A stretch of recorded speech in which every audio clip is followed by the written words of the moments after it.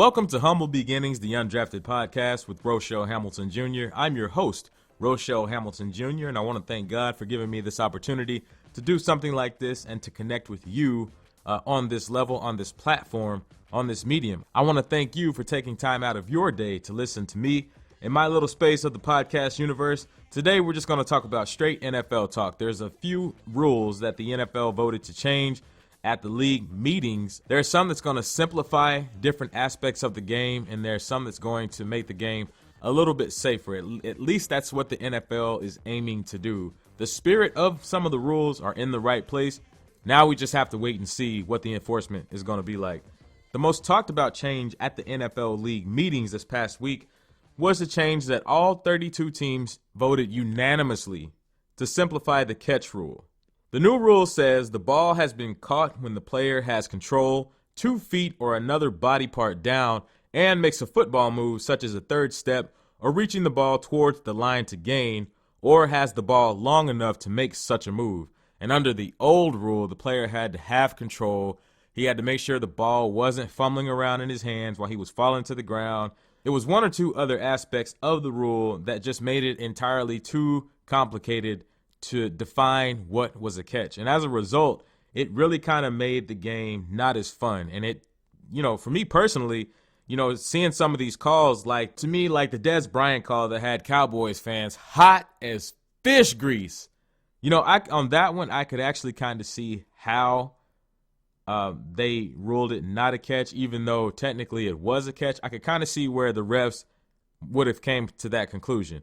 And on top of that, I got to see Cowboys fans just be disheartened, which a lot of them like to talk trash to me when the Broncos lose. So when I saw that, it made my day. And I'm not even going to lie to you. It made my day to see the salty tears of some of these Cowboys fans. Well, anyway, under the new rule, the Dez Bryant play, that would have been a catch up in Green Bay. The Jesse James play from just this past season against New England, that would have been a catch under the new rules. With this new rule, which should have been done years ago, but better late than never, with this new rule, like I said, the NFL is trying to simplify what is a catch. Because this is something that they needed to do, because we could go all day about the officiating mistakes and how bad some of the officiating has been in the NFL, particularly the last few years, but that's another discussion for another day. Here lately, the NFL had been suffering from paralysis by analysis, because with that old catch rule, they had to stop the game to go back into the replay booth. They had to watch the play over and over and over. They had to slow it down, watch it from multiple angles. And not only that, they had to go through every aspect of the rule. When did the player have control of the ball? Was the ball fumbling around as he fell to the ground, or as he went out of bounds? Was he doing this? Was he doing that? What was the ball, doing at this particular aspect of the play? And with the refs having to go through so much analysis on every aspect of the play, it slows the game down. And on top of that, if you're a fan, if you're just a football fan who doesn't even have any, investment in both teams that are playing, it turns you off as a fan, because we have to remember, as a society, our attention spans are not what they used to be. And there's so many more mediums and avenues that serve as sources of entertainment altogether, that if you're trying to sit down and watch a football game and just have a good time, then it really does kind of just lose your interest if this game is dragging out, because the refs keep having to stop the game because they have to define what's a catch and what's not a catch. And if you're a fan, depending on which way the wind is blowing or whichever team you're rooting for, well, naturally, if the call goes for your team, you're going to be in favor of it, even if technically that wasn't a catch. If that's your team, I don't know anybody out there who's going to argue with it. And on the flip side, if your team is on the receiving end of one of those bad calls, then it leaves a bad taste in your mouth. Cowboys fans can attest to that. Pittsburgh fans can attest to that. Even Detroit Lions fans can attest to that. When Calvin Johnson, back in 2009 or 2010, had a touchdown call back that looked like a catch in real time, but because of the old rule and the complexity of the old rule, was called back in a game that would have won Detroit. It would have given Detroit the victory. NFL Executive Vice President of Football Operations Troy Vincent said they're getting rid of certain parts of the rule that made it so complex to constitute what was a catch. They got rid of the part of the rule that says slight movement of the ball doesn't constitute a catch. Also, the part of the rule about going to the ground and controlling the ball has been eliminated. Thank God. They're also going back to the old replay standard of reversing the call only when the evidence to do so is indisputable. This is what NFL fans, coaches, and players have been begging the NFL to do for years. Finally, the NFL is kind of starting to get out of its own way a little bit. We've been trying to tell you. Us fans have been trying to tell you. Now, look, I get it. You can't always listen to fans. It's just like, Bill Parcells said back in the 70s or the 80s, if you listen to fans, you'll be in the stands with them. So, look, I get it. You can't always listen to fans. But when fans, coaches, and players are all telling you the same thing on a particular aspect, it might be in your best interest to listen. So again, this rule will simplify the catch rule. A catch will be a catch. Finally. Now, don't get me wrong. This is not an end-all, be-all, cure-all by any means. There's always going to be issues because it's a challenge to determine what's a catch and what's not a catch. The speed of NFL players itself and the speed of the game is so fast that it will always be a challenge to constitute what is a catch and what's not a catch for the officials. I mean, because as much as we as fans rag on officials, they have an extremely hard job to do.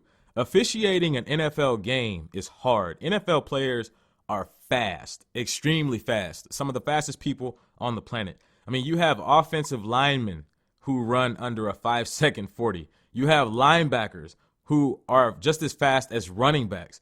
You have DBs and receivers who have world-class speed. You have all these moving parts and all these flying bodies around on the same field. And, the average NFL play only takes, 4 or 5 seconds, if it's even that long. So you have so many moving parts. You have so much speed and you have so much going on in such a short amount of time that it is hard to officiate an NFL game. It's hard to officiate a college game or even a high school game. As much hell as we give refs and officials, we do have to remember that they have a tough job to do. Now, even with the simplification of this rule, there's always going to be moments when fans don't agree with a catch or a non-catch, especially if the call goes against your team.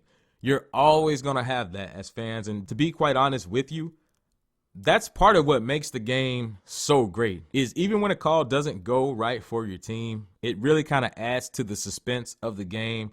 And it really kind of just makes you pull for your team even more than you already do. So again, the NFL is simply trying to simplify the call of what a catch is and what it isn't. Thank you, football gods. Thank you. Another rule that passed at the league meeting last week is the rule that a designated member of the officiating department can instruct on-field game officials to eject a player from the game who commits a flagrant non-football act if a foul for that act is called on the field. So in other words, the NFL has given the green light for officials in the officiating department who are not even at the game, more than likely somebody who's in the league office in New York, to give instructions for an on-field official to have a player ejected for committing a non-football act that's flagrant, just like a flagrant foul call in basketball. Examples of flagrant acts that can see guys ejected for committing them are most recently like Buccaneers wideout Mike Evans when he shoved Saints defensive back Marshawn Lattimore down in New Orleans in 2017 that caused a big scene. Both sidelines cleared and, it caused a bit of a ruckus. Of course, we remember Aqib Talib and Michael Crabtree's shoving match in 2016. Well, not 2016, because in 2016, he just deboed Michael Crabtree and just took his chain. Now, last year, Michael Crabtree and Aqib Talib, of course, got into the big shoving match on the field. It stopped the game. The Broncos sidelines cleared. The Raiders sideline cleared. It was a big mess on the field, and it slowed down the game. And, as entertaining as it is to watch, that's kind of something, if you're in the league office, the NFL doesn't really want to see that. Or that punk move by Rob Gronkowski of the Pats when he flopped down on Tre'Davious White of the Buffalo Bills last season. When I saw that, I was surprised that Rob Gronkowski was not ejected from the game, because he should have been ejected from the game, because he could have seriously injured Tre'Davious White on that punk move just because he didn't like the way the play went. That's the kind of stuff that doesn't have a place in the NFL. That's the kind of stuff that doesn't have a place in the game. But, well, I'm not even going to go there because, a lot of fans say, well, it's the Patriots, so, of course, the refs didn't throw the flag, which there could be some truth to that, but I'm not going to touch that. I'm going to leave that alone. Now, with this new rule, this means that we could see more ejections in 2018, and if you know the NFL, this has the chance to be really, really good for the league or really, really bad for the league. It goes back to where the spirit of the rule is in the right place. What is the enforcement of the rule going to look like? That's where the onus is going to fall on the refs.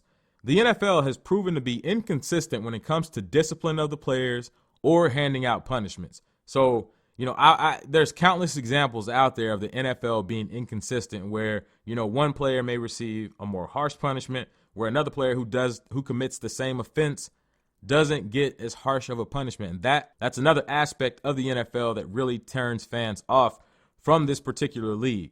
The good thing with that, the NFL has a chance to redeem themselves in this aspect. Now, of course, we have to wait until August and September before everything kind of starts to iron out, but we'll see how this plays out. One other rule that came out of the league meeting, the NFL has banned all plays on which a player lowers his head to initiate contact with his helmet.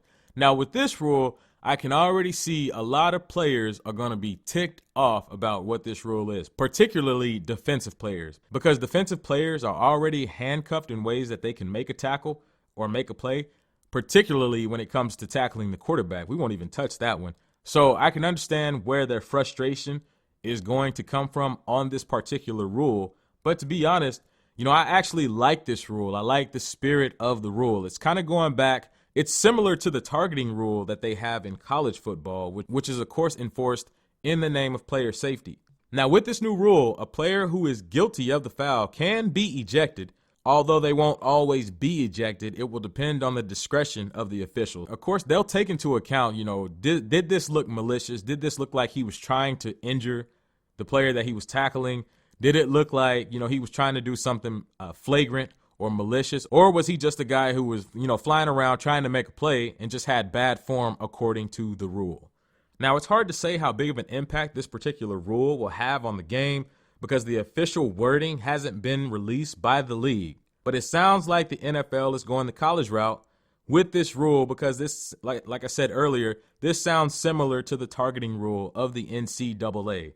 And me, honestly, I'm on board with it. The spirit of the rule is in the right place, but again, it's going to come down to the enforcement aspect of the rule. NFL rules are kind of just like rules in everyday life. The heart of the rule is in the right place. It's all about the enforcement. Is it going to be enforced consistently? Is it going to be enforced correctly? More importantly, now the penalty on this particular foul will be a 15-yard penalty, even if a player is not ejected. So it's automatic 15 yards. As of right now, it's definitely a subjective rule. But again, no official wording has been released. But it's hard to say at this juncture what this rule will look like.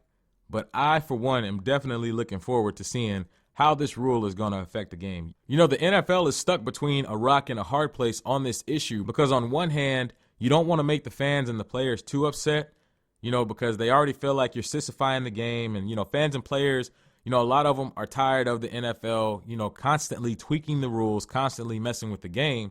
But on one hand, you have to at least show that you're trying to do something to improve the game in the name of player safety because the NFL has been saturated in lawsuits from former players and their families because they didn't do enough in the past to try to, reduce the risk of brain damage, of CTE, and the effects of it in a lot of cases that show up in these men years and in some cases even decades after they're done playing the game. So the NFL, they had to do something. And in trying to cut down on head injuries and things like that and guys leading with their head, it's a great thing in writing. It's a great thing in theory. Again, it's going to come down to the enforcement aspect of the rule. And we don't know what that's going to look like, obviously.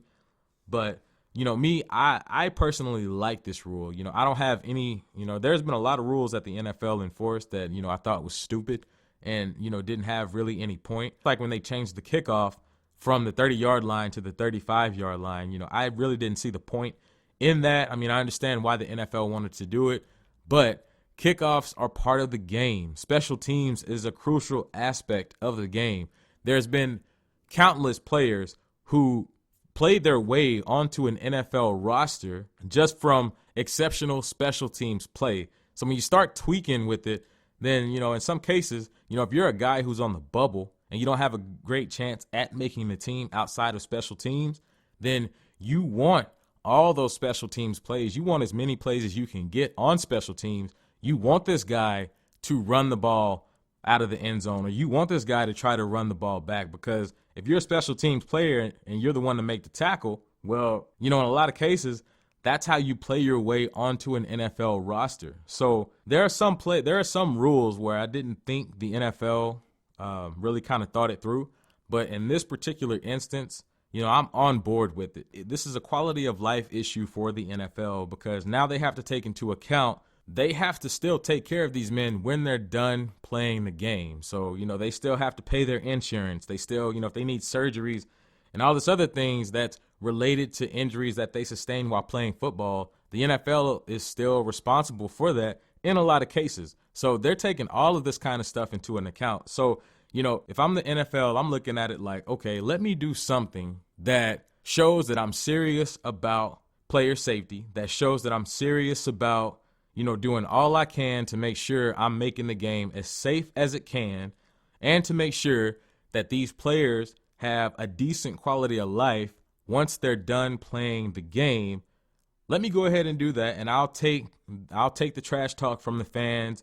I'll take the heat from the players, because at the end of the day, players always adjust. They always adjust. Now, they may not like it at first, but players, they always find a way to adjust, because as an athlete, as football players specifically, that's what they do best. I mean, they make adjustments during the game. So, players always adjust. They may not like it, but they always adjust. And on this particular rule, I think the NFL, they're headed in the right direction. Now, we'll see how it all plays out.